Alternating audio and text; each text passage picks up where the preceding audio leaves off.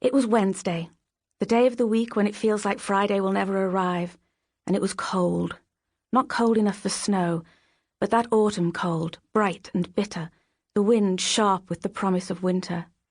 It was no day to be outside. It was a day to be inside, curled up on the couch with a steaming mug of hot chocolate. But it was Wednesday, so Belladonna Johnson was not curled up on the couch. She was walking to school, her old pink backpack slung over one shoulder, the sad remnants of the fake fur edging on the hood of her coat clumping into spikes in the morning mist, and her eyes fixed on the pavement beneath her feet. She stopped when she reached the end of the road and looked up.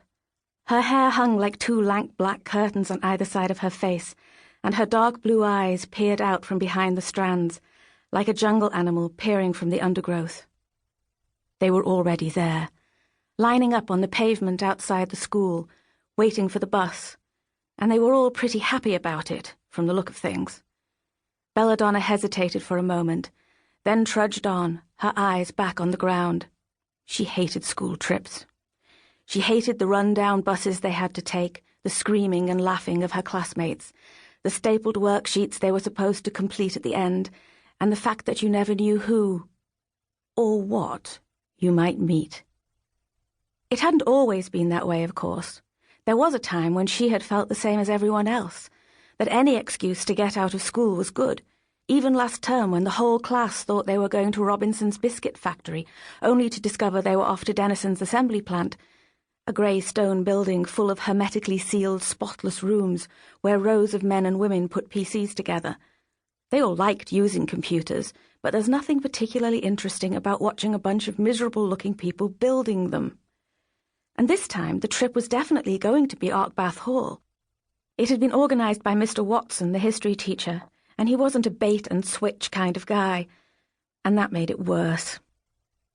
Belladonna sat down on the crumbling low stone wall, confining the collection of scrubby bushes and weeds that half concealed the entrance to the school. She pushed her hood back and lowered her backpack onto the wet pavement. It would be all right, she thought, if she could tell the difference.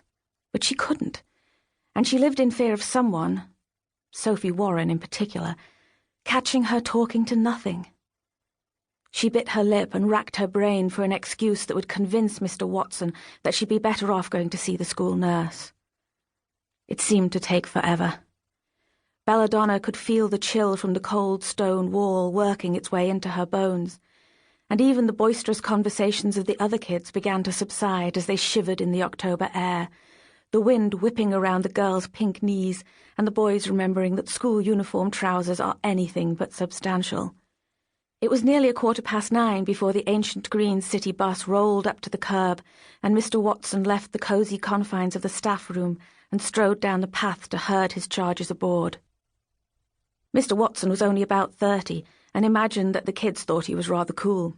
They didn't, of course. To them, he seemed terribly old, with his steadily increasing bald spot, dismal ties and graph paper patterned shirts.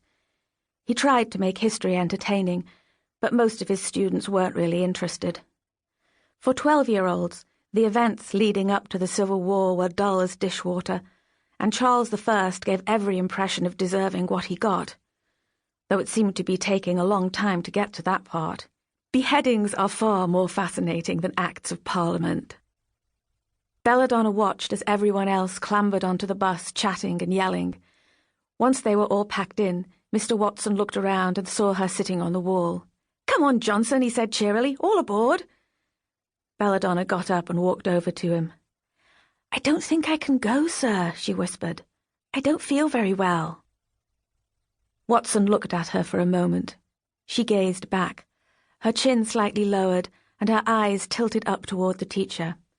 This, she knew, had the general effect of making her eyes seem huge and sad, like one of those big-eyed children with a single plastic tear on the cheaper sort of greeting cards.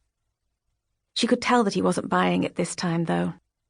6 months ago, he would have let her go, but it had been nearly a year since the accident, and Belladonna had noticed that all the adults around her had apparently decided that it would probably be best if they tried the life-goes-on approach.